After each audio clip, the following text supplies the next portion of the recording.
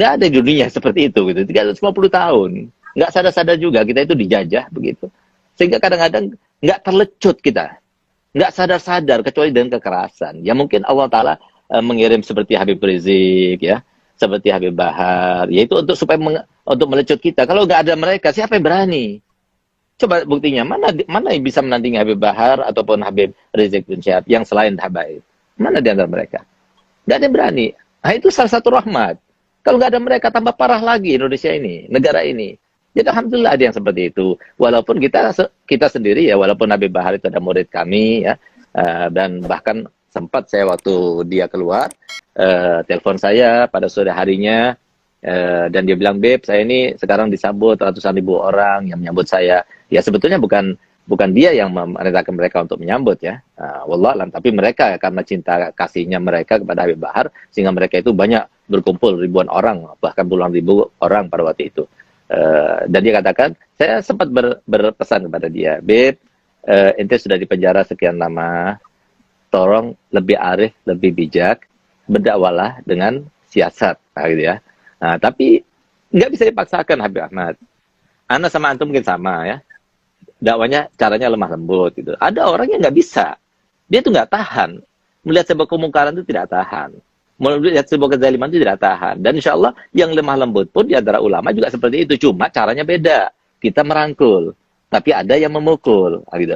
Kalau nggak ada yang memukul, semua merangkul, kita jadi babu terus. Jadi artinya perjuangan orang ulama yang keras ini, yang dikatakan Nabi SAW, afdul jihad kalimatu haqqin urida biha batil.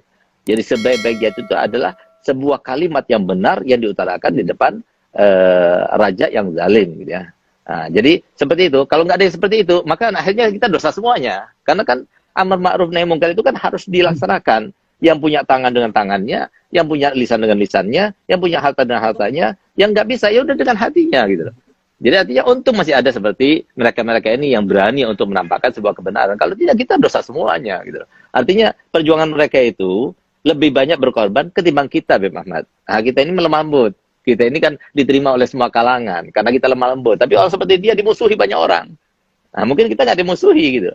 Nah, jadi lebih berat seperti beliau.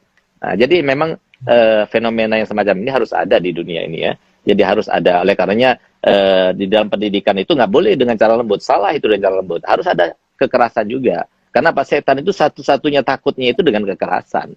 Lalu kalau seumpama yang semacam itu tidak dibenarkan, ya, dengan mengatakan itu hak asasi manusia sebagai, loh kenapa di penjara itu harus ada kekerasan?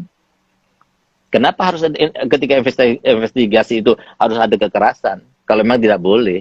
Nah, ini kan juga untuk membenarkan, untuk meluruskan, untuk menjadikan orang itu baik kembali, pembinaan katanya di penjara pembinaan. Nah, ini kan juga pembinaan anak kita.